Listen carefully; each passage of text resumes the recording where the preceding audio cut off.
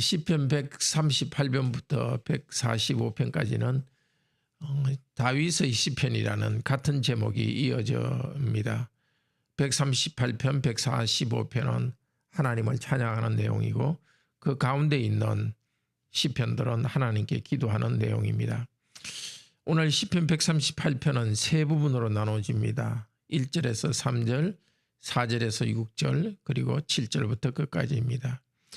1절부터 3절, 7절부터 8절에는 공통적으로 하나님의 인자하심을 의지하여서 기도하고 또 감사합니다. 그 중간에 나와 있는 4절에서 6절은 땅의 임금들이 여호와 하나님을 찬송할 것을 노래합니다. 기도와 구원 그리고 찬송이 서로 긴밀하게 연결되어 감사의 내용을 이룹니다. 먼저 첫째로 1절에서 3절은 우상을 뒤로 하고서 하나님께 드리는 감사를 합니다. 과거의 믿음의 선배들이 실제 체험하면서 하나님께 감사를 드렸는데 우리도 이 시편을 가지고서 하나님께서 우리를 도우시는 것을 알고 하나님을 향하여서 감사하도록 합시다. 이 성도는 마음을 다하여 주님께 감사드립니다. 왜냐하면 주님께서 베풀어 주신 구원이 크기 때문입니다. 신들 앞에서 주께 찬송하리다 이렇게 하는데요. 여기 신들이라는 것은 이방 우상들을 말합니다. 우상들을 뒤로하고 거룩한 성전을 향해서 경배합니다. 우상은 완전히 무시하고 하나님만 높입니다. 다니엘서 3장에서 이와 비슷한 것을 볼 수 있습니다. 다니엘은 바벨론에 끌려가 있던 하나님의 백성 중의 한 사람입니다. 그때 느부갓네살 왕이 큰 신상을 세우고 그것에 절하라고 했습니다. 그때 다니엘의 세 친구는 죽음의 위협에도 굴복하지 않고 신상에 절하는 것을, 우상에 절하는 것을 거부하였습니다. 바벨론 왕으로서는 이것이 큰 도전이었습니다. 그래서 그들을 풀무불에 던져서 죽이려고 풀무불에 던져 넣었습니다. 그런데 하나님께서는 안전하게 보호해 주셨습니다. 이들의 용기 있는 신앙은 우상 숭배자 느부갓네살도 우상들 앞에서 여호와만이 참된 신이라는 것을 인정하도록 만들었습니다. 세상의 부와 영광을 약속하는 우상입니다. 그 우상신들에게 등을 돌리고 성전으로 향하는 이 성도는 하나님을 향하여서 예배했습니다. 절을 했습니다. 자기의 목소리, 마음뿐만 아니라 몸으로도 하나님께 경배했습니다. 그리고 그는 주 하나님의 인자하심과 진실하심 그것 때문에 주님의 이름에 감사를 드렸습니다.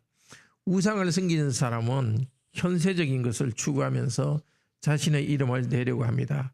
그렇지만 하나님을 섬기는 이 성도는 자기의 이름이 아니라 주님의 이름을 귀하게 여기고 높였습니다. 주님께서는 이 성도를 긍휼히 여기셨습니다. 인자하심과 진실하심을 내보였습니다. 그 결과로 주님의 이름과 그분의 말씀이 높게 되게 했습니다. 2절 후반부에 이는 주께서 주의 말씀을 주의 모든 이름보다 높게 하셨습니다. 이것은 원래 원문을 좀 더 부드럽게 읽으면 이렇게 됩니다. 이는 주님께서 주님의 말씀과 주님의 이름을 모든 것보다도 높게 하셨습니다. 하나님께서 하나님의 이름을 높이셨습니다. 하나님께서 살아계시다는 것을 나타내시고 하나님을 믿는 하나님의 백성들을 보호하심으로써 하나님의 이름을 높이셨습니다. 이것을 본 경험한 이 성도는 이 사실을 고백하면서 하나님께 감사를 드립니다. 3절에서는 이 성도가 주님께 부르짖으며 기도할 때 주님께서 응답하여 주심으로써 이 성도의 영혼에 힘을 주시고 강하게 해 주셨습니다.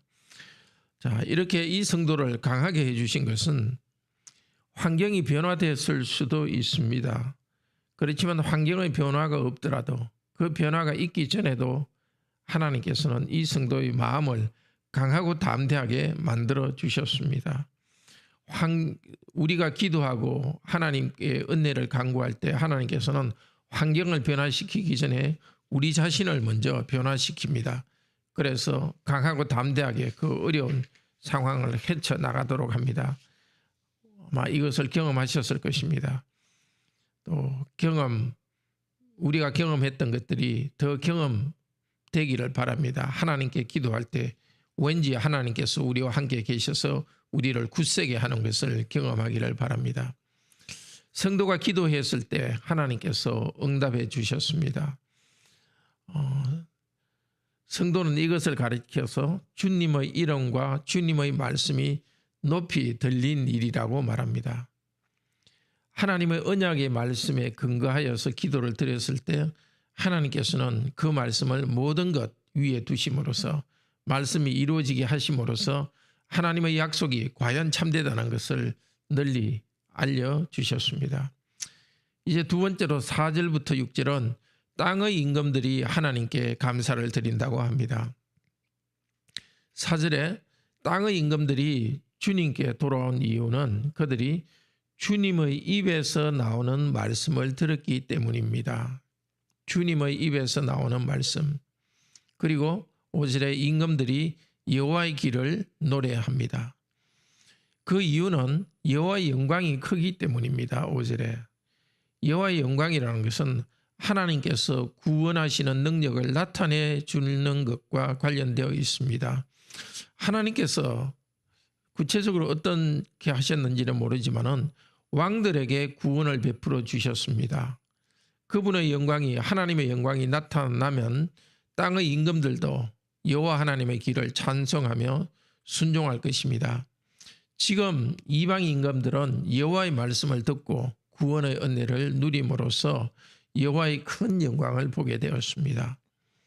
6절에서 여호와께서는 이 성도처럼 겸손한 마음으로 기도하면 살펴주시고 구원해 주십니다. 그렇지만 교만한 사람들에 대해서는 멀리서도 알아보고 심판하십니다.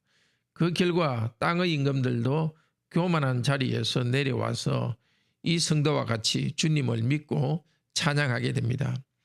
우리도 하나님의 거룩하신 통치 앞에서 우리 자신을 주의하도록 합시다. 하나님께서는 높이 계시면서 비천한 자들을 도우십니다. 교만한 자들은 심판하십니다.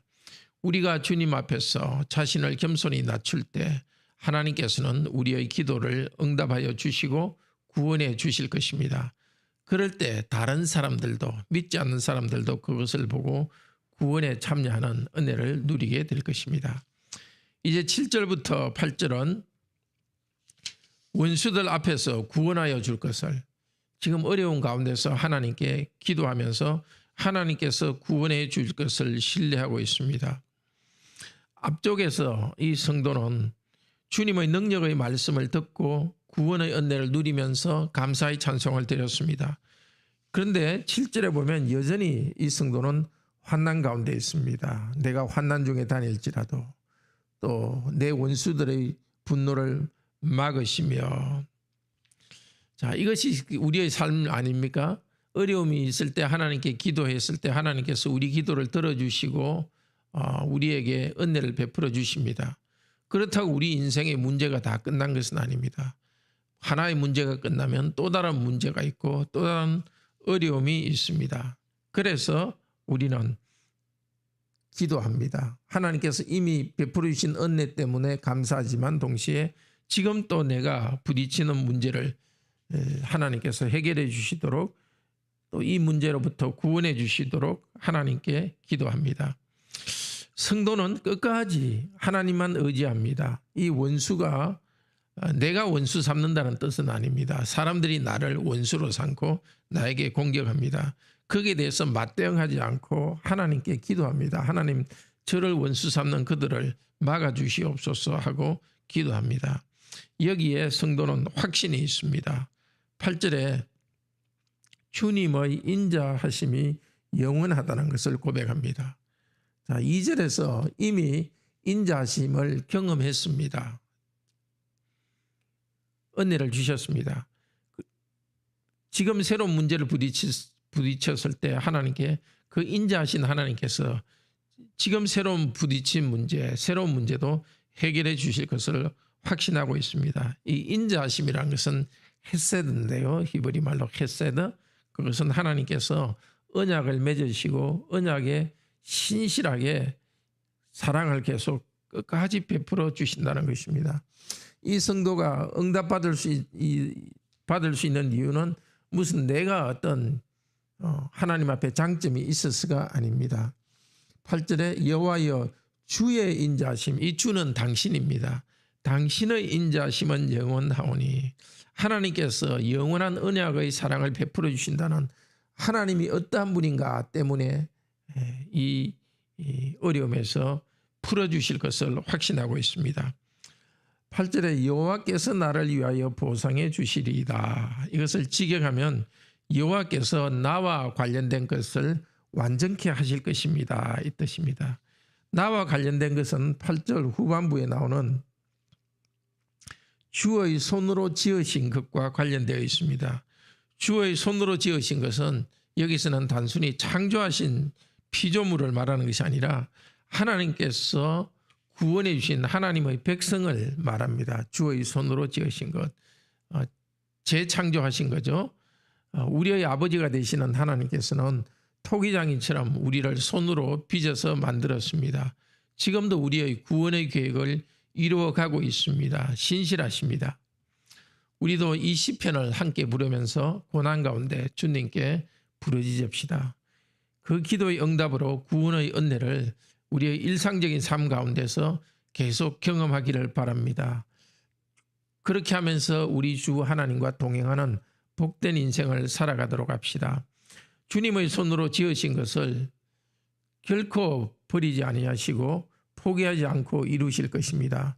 빌립보서 1장 6절에서 말했듯이 너희 속에 착한 일을, 선한 일을 시작하신 이가 하나님께서 그리스도 예수의 날까지 이루실 줄을 우리가 확신하노라.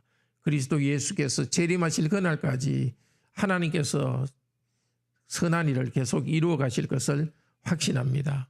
우리를 구원하시고 교회의 지체로 삼아주셨습니다. 우리 성도님과 또 교회를 결코 주님께서는 포기하지 않으실 것입니다. 예수 그리스도 재림하시는 날까지 보호하실 것입니다. 그런데 우리 주님께서는 우리 교회와 성도가 우리 주님처럼 고난을 통하여서 복음의 비밀을 전하기를 원하셨습니다. 골로새서 1장 24절에서 사도 바울은 말합니다. 그리스도의 남은 고난을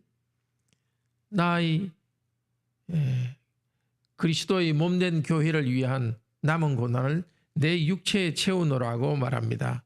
복음의 일꾼은 그 복음의 능력의 말씀을 먼저 맛보고 전하는데 복음의 능력은 어디에서 나타나느냐? 고난 가운데서 그것을 견디면서 하나님이 원하시는 일을 계속 하는 끝에 있습니다. 우리들이 복음을 전하고 또 우리들이 살아가는 모습이 겸손하게 주님을 의지하는 모습이 주위의 불신자들에게 큰 감화를 미칩니다. 교만한 사람들이 자기들의 교만을 버리고 주님께로 돌아오게 될 것입니다. 우리 성도님들이 현재 당하는 고난, 그것은 내 주위 가족과 친지 그리고 성도들의 구원에 귀하게 쓰임받는 복된 자원입니다. 이것을 생각하며 믿음으로 이 고난을 감당할 수 있기를 바랍니다. 하나님의 은혜를 의지하는 사람은 원수에 대하여서도 분한 마음을 품지 않습니다. 오직 하나님께서 문제를 해결하여 주실 것을 의지하면서 선을 행하며 인내할 수 있습니다. 우리 주님의 인자하심이 영원함을 기억합시다. 항상 기뻐하고 쉬지 말고 기도하고 범사에 감사합시다. 함께 기도합시다. 주 하나님, 참으로 인자하심, 자비하심, 사랑하심이 영원합니다. 결코 우리를 향한 인자와 자비하심을 버리지 않으십니다. 저희들이 그것을 경험했습니다. 여러 당하는 어려운 가운데서 하나님께 부르짖을 때 새 힘을 주셔서 그것을 이기고 하나님을 경배하게 하셨습니다. 그 때문에 감사합니다. 그러나 지금 또 우리 각자가 당하는 여러 어려움들이 있습니다. 하나님께서는 신실하시기 때문에 결코 우리를 버리지 아니하시고 돌보실 것을 믿고 현재의 어려움으로부터 벗어나게 하실 것을 믿습니다. 특별히 암투병 중에 있는 이세미 자매, 주님 붙들어 주셔서